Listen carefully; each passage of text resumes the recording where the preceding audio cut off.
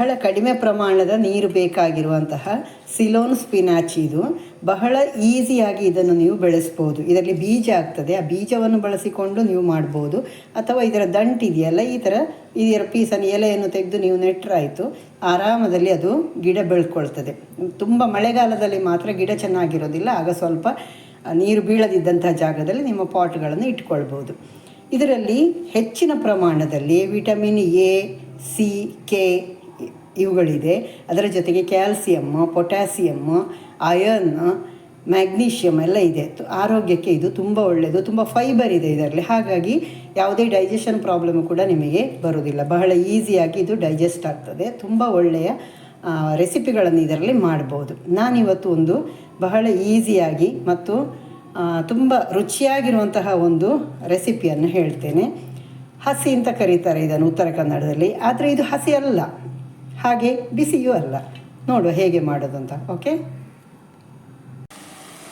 ನೋಡಿ ಇಷ್ಟು ಸೊಪ್ಪು ಇದೆ. ಅದು ಬೆಂದಾಗ ತುಂಬ ಕಡಿಮೆ ಆಗ್ತದೆ, ಅದರ ನೀರನ್ನೆಲ್ಲ ಬಿಡ್ತದೆ ಅದು. ಇದಕ್ಕೆ ಒಂದು ಇಷ್ಟು ಉಪ್ಪನ್ನು ಹಾಕಿ, ಸ್ವಲ್ಪವೇ ನೀರನ್ನು ಹಾಕುವ, ತುಂಬ ನೀರು ಮಾಡೋದು ಬೇಡ. ಒಂದಿಷ್ಟು ನೀರು ಹಾಕಿದರೆ ಸಾಕು. ಈಗ ಅದನ್ನು ಮುಚ್ಚಿ ಬೇಯಿಸಬೇಕು. ಅದು ಸ್ವಲ್ಪ ಉಕ್ಲಿಕ್ಕಾಗುವಾಗ ಸ್ವಲ್ಪ ಅದರ ಮುಚ್ಚಳವನ್ನು ಓರೆ ಮಾಡಿದರೆ ಆಯಿತು. ಚೆನ್ನಾಗಿ ಒಂದು 5 ನಿಮಿಷದಲ್ಲಿ ಅದು ಬೆಂದಿರ್ತದೆ. ಓಕೆ, ಈಗ ಮುಚ್ಚಳ ಹಾಕಿ ಇಟ್ಟು ಬಿಡ್ತೇನೆ.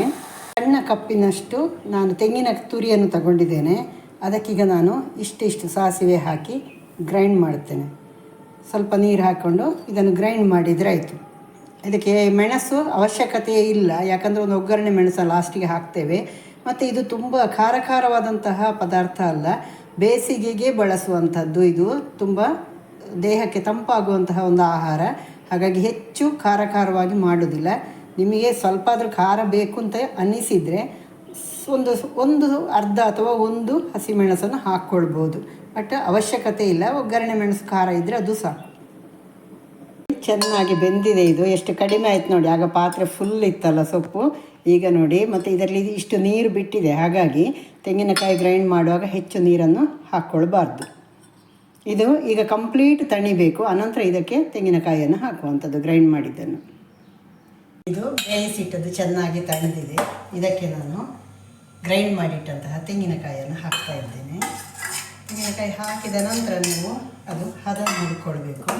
ಅದು ಎಷ್ಟು ದಪ್ಪ ಬೇಕು ನಿಮಗೆ ಅಂತ, ನೀವು ಊಟಕ್ಕೆ ಮಾಡೋದಲ್ಲ, ಹಾಗಾಗಿ ಸ್ವಲ್ಪ ನೀರು ಹಾಕ್ಕೊಂಡು ಮಾಡ್ಬೋದು. ಅಂದರೆ ಮೊಸರು ಹಾಕಲಿಕ್ಕಿದೆ, ಮೊಸರು ಹಾಕಿದ ನಂತರ ನಿಮಗೆ ಎಷ್ಟು ನೀರು ಬೇಕು ನೋಡಬೇಕು, ಉಪ್ಪು ನೋಡಿಕೊಳ್ಬೇಕು. ಈಗ ಇದಕ್ಕೆ ಈರುಳ್ಳಿ ಹಚ್ಚಿಟ್ಟಿದೆ ನಾನು ಸಣ್ಣದಾಗಿ. ಈರುಳ್ಳಿ ಒಂದು ಅರ್ಧ ಕಪ್ಪಿನಷ್ಟು. ನಿಮಗೆ ಜಾಸ್ತಿ ಬೇಕು ಅಂತ ಇದ್ದರೆ ನೀವು ಜಾಸ್ತಿನೂ ಹಾಕ್ಕೊಳ್ಬೋದು. ಅದನ್ನು ಅದಕ್ಕೆ ಹಾಕ್ಕೊಂಡು ಮಿಕ್ಸ್ ಮಾಡುವ. ಇದು ತುಂಬ ಹೊತ್ತು ಇಡಲಿಕ್ಕಾಗೋದಿಲ್ಲ. ನೀವು ಸಂಜೆ ತನಕ ಇಡಬೇಕಿದ್ರೆ ಊಟ ಆದ ಕೂಡಲೇ ಉಳಿದ್ರೆ ಫ್ರಿಜ್ಜಲ್ಲಿ ಇಟ್ಟುಕೊಳ್ಬೇಕು, ಹಾಳಾಗ್ತದೆ ಇದು. ಯಾಕಂದರೆ ಈರುಳ್ಳಿ ಮತ್ತು ಇದನ್ನು ನೀವು ಮತ್ತೆ ಕುದಿಸ್ಲಿಕ್ಕಿಲ್ಲ ಇದನ್ನು. ಹಾಗಾಗಿ ನಾನು ಹೇಳಿದ್ದು ಫಸ್ಟ್ ಬೇಯಿಸಿಕೊಳ್ಳಿಕ್ಕೆ ಮಾತ್ರ, ನಂತರ ಹಸಿಯೇ ಇದು ಕೋಲ್ಡ್ ಇರ್ತದೆ, ಊಟ ಮಾಡುವಾಗ ಚೆನ್ನಾಗಿರ್ತದೆ. ಓಕೆ, ಕೆಲವರಿಗೆ ಮೊಸರು ಇಷ್ಟ ಆಗೋದಿಲ್ಲ, ಮೊಸರು ಅಥವಾ ಮಜ್ಜಿಗೆ ತಿನ್ನದೇ ಇದ್ದವರು ಇರ್ತಾರಲ್ಲ, ಅಂಥವರು ಒಂದು ಸ್ವಲ್ಪ ಅಮ್ಚೂರು ಪೌಡರ್ ಹಾಕ್ಕೊಳ್ಬೋದು. ಸ್ವಲ್ಪ ಹುಳಿ ರುಚಿ ಇದ್ದರೆ ಚೆನ್ನಾಗಿರ್ತದೆ. ನಾನು ಇದಕ್ಕೆ ಒಂದು 2 ಸ್ಪೂನಿನಷ್ಟು ಮೊಸರನ್ನು ಹಾಕ್ಕೊಳ್ತೇನೆ. ನೀವು ಜಾಸ್ತಿ ಕೂಡ ಹಾಕ್ಕೊಳ್ಬೋದು, ಎಷ್ಟು ಬೇಕೋ ಅಷ್ಟು. ನಾನು ಈ ಸಣ್ಣ ಸ್ಪೂನಲ್ಲಿ 2 ಸ್ಪೂನ್ ಹಾಕ್ಕೊಂಡಿದ್ದೇನೆ. ಅಂದರೆ ನೀವು 1 ಕಪ್ಪಿನಷ್ಟು ಇದಕ್ಕೆ ಹಾಕ್ಕೊಳ್ಬೋದು.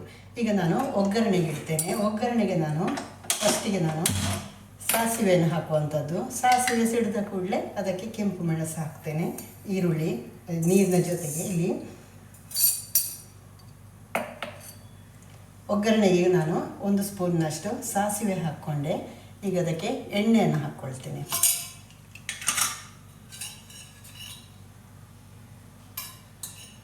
ಎಣ್ಣೆ 2 ಸ್ಪೂನಿನಷ್ಟು ನಾವು ಹಾಕ್ಕೊಳ್ಬೋದು ಇದಕ್ಕೆ.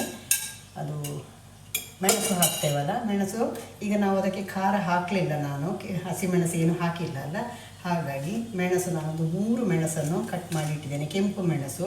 ಇದಕ್ಕೆ ಮೆಣಸಿನ ಪೌಡರನ್ನು ಹಾಕಬೇಡಿ, ಚೆನ್ನಾಗಿರೋದಿಲ್ಲ. ಓಕೆ, ಈಗ ಇದು ಸಾಸಿವೆ ಸಿಡಿದ ಕೂಡಲೇ ಇದನ್ನು ಹಾಕ್ತೇನೆ. ಅನಂತರ ಇದನ್ನು ಇದಕ್ಕೆ ಹಾಕಿದ ತಕ್ಷಣ ಅದನ್ನು ಪುಡಿ ಮಾಡ್ಕೊಳ್ಬೇಕು. ಯಾಕಂದರೆ ಅದರ ಖಾರ ಚೆನ್ನಾಗಿ ಬಿಡ್ತದೆ ಮತ್ತು ಆ ಪರಿಮಳ ಕೂಡ ಚೆನ್ನಾಗಿ ಬಿಡ್ತದೆ.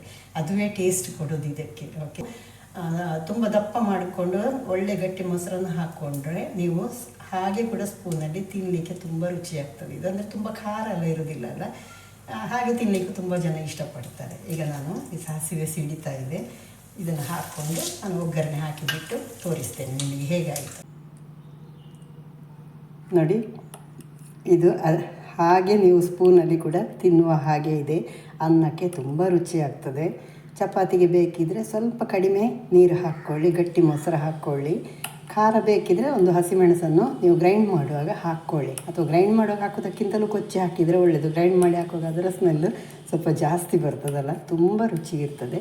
ಮಾಡಿಕೊಂಡು ತಿನ್ನಿ.